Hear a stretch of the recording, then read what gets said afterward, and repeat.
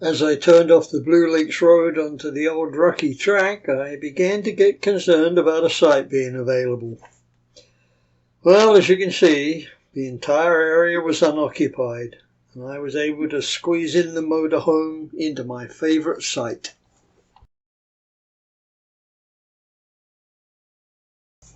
It didn't take me long to get the carpet and awning down, but then, much to my frustration, I found out that someone had borrowed the stakes and not returned them. I had to secure the awning with screwdrivers and use rocks to hold the carpet down.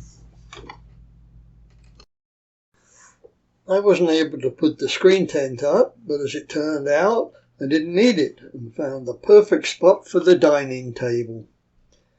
With everything all set up and tickety-boo, I sat down and relaxed with a margarita and listened to the soothing sound of the river.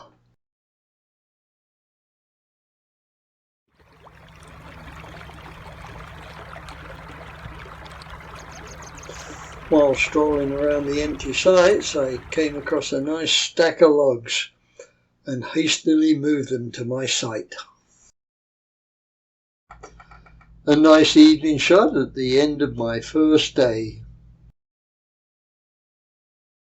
It's Wednesday and I spent most of the day around the site, and so I didn't take any videos.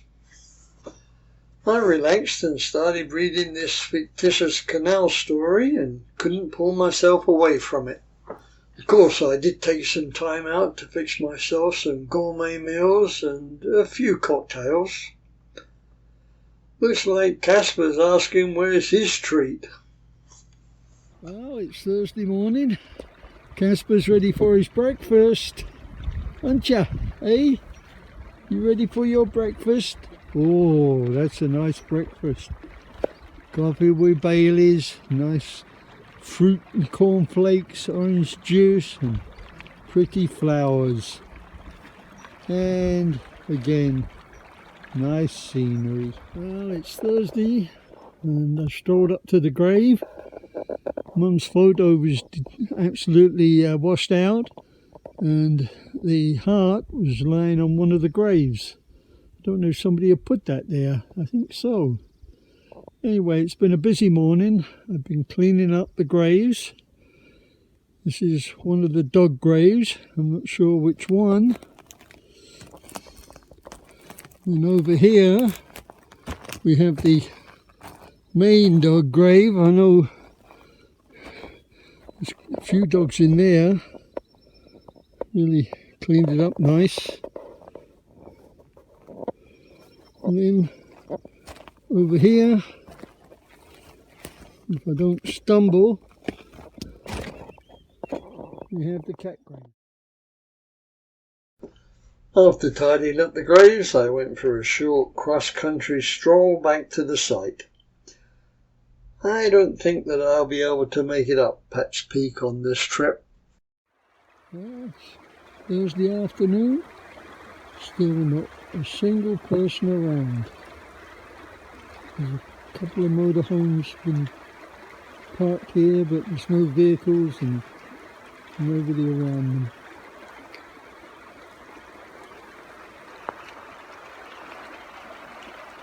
There's the old bridge. Came across it many years ago. And I only crossed the river there a few times in the car. Yeah. Other than short walks around the sites, I left Casper in the motorhome when I went exploring. A few lizards running around here, but one of the more interesting ones is Brinosaurus. He's been here for 20 million years. He's just sitting there waiting for some food. I'm talking of food, can you see the little chipmunk eating my bread? There he goes. Yeah, and there he runs off.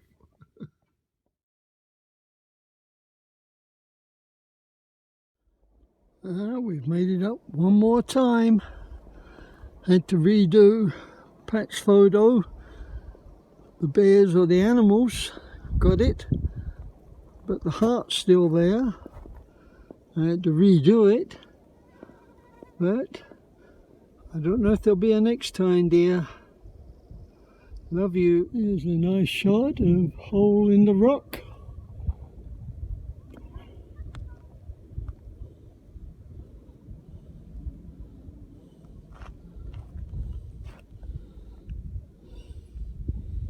We're heading up there. They don't all have to be great big rushing rivers to be beautiful.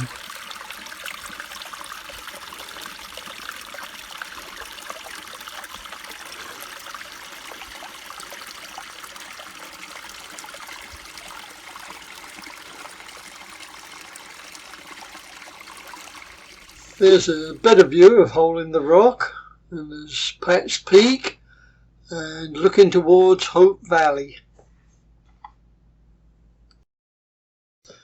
It was a lovely evening, so I decided to have a small campfire. Note that I did have water and a shovel close at hand. It was a bright sunny morning on Saturday, and I went for a stroll downstream and across the meadows. Around noon, Casper started to shiver, and sure enough, an hour or so later, the blue sky turned black. It thundered and bucketed down most of the afternoon. Casper had a really bad panic attack, and I just sat on the couch and cuddled him. By supper time it had all dried up and Casper was feeling much better. The area did start filling up over the weekend and most of the sites were occupied. The camper in this site remembered me from a few years ago when we were camped in the upper site.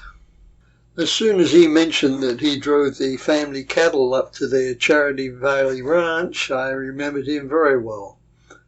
A very friendly neighbour. He came over in the afternoon and said that they will be leaving early tomorrow and gave me these nice pieces of juniper for my campfire. What better way to spend an evening than reading a good book, sipping a 15-year-old scotch, sitting in front of a campfire. Sunday story. During the night, my domestic batteries went low and the fridge quit working. The result being I had to toss some food out for the chipmunks and my milk went sour. Fortunately, Mandy gave me some UHD milk before I left. Next, while cooking my gourmet breakfast of fried egg, tomatoes, baked beans and corned beef hash, I had a little mishap. The frying pan containing my corned beef hash slipped off the stove and went all over the carpet. There it is, drying out. Now for the good news. As I was having breakfast, a deer with its newborn fawn waded across the river and stood a few yards right in front of me. I slowly got out my phone to take a video, but the battery was dead. Still, it was a nice experience having the deer and her baby come and visit me. I'd mentioned earlier that most sites were taken.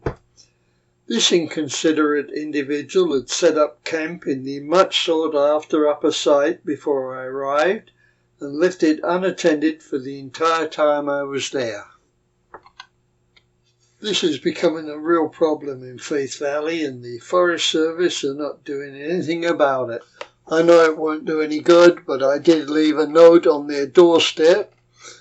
What I should have done is taken their personal belongings and tossed them in the willows. This is a fuzzy photograph of the site where I spent a very interesting evening. Here is the story. As I was walking by their side, I said good evening, and he asked if I was in the motorhome by the river. I said yes, and he mentioned that he was in the upper site 2 or 3 years ago and remembered us being in the lower site with 2 or 3 other motorhomes. We chatted a little bit, and then he offered me a beer. This was the start of a very interesting and enjoyable evening with Mark and Linda. Linda is a Lancashire lass from Chorley. She met Mark when she was travelling around Europe when she was 17. They married in Germany before moving to Mark's home state.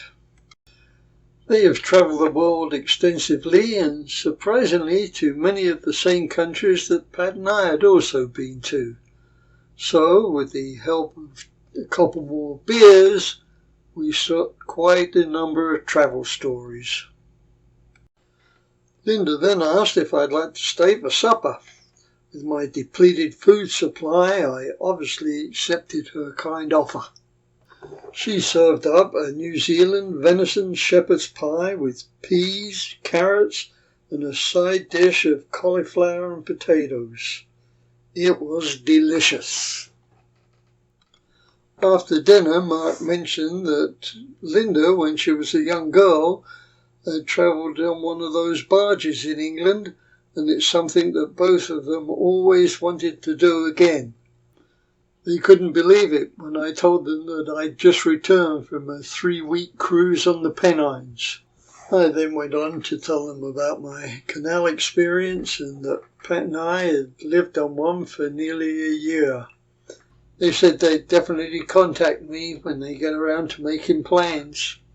I know this was a long-winded story, but it definitely was a very enjoyable evening. It's around 8:30 on Monday morning, and I think Casper's asking where's my breakfast. So I'd better go and fix him some. It's back to solitude. There's a tent camper down at the end, a trailer where the fella keeps coming and going, Mark and Linda, and the unoccupied trailer in the upper site.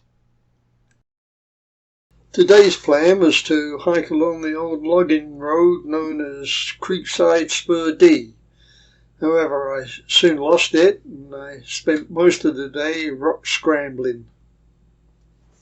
As I gained elevation and headed south, I looked down on the north end of the meadow and had a nice view of Pat's Peak. Its elevation is 8,062 feet, and I'm guessing I've climbed about 200 feet from the camp, so I'm around 7,700.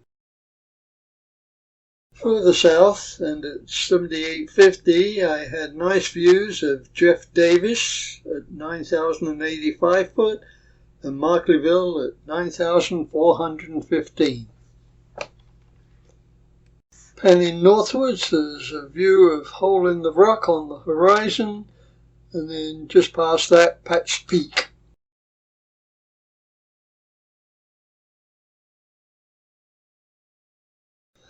I wasn't too sure of my exact whereabouts, but I was hoping that Crookside Spa D was named after this trickling stream, and if I headed on a northeasterly direction, I would eventually come across it.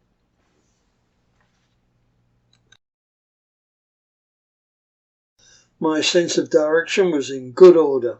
Within 50 yards I was back on Creekside Spa and had a nice easy downhill walk back to camp. I might be mixed up on my days. It's actually Monday. I think I've been saying it's Tuesday. Anyway, tonight's my last night because my domestic batteries have gone completely flat. That means the fridge doesn't work, it means the water pump doesn't work, and but I did decide tonight that I'm going to have a real fire, and so I've got, actually I think I mentioned the neighbour gave me some juniper wood, but I think I'm going to save that. Cassie's taking it easy. Oh, of course, I'm now reading a really interesting book, One Man and His Narrowboat. 9 o'clock. It's time to go to bed, but I've got to wait for the fire to die down.